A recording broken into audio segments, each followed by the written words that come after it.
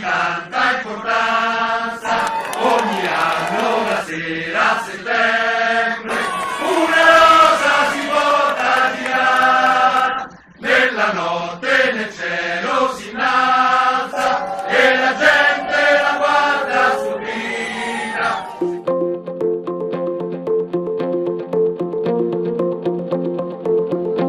Evviva Santa Rosa! Evviva!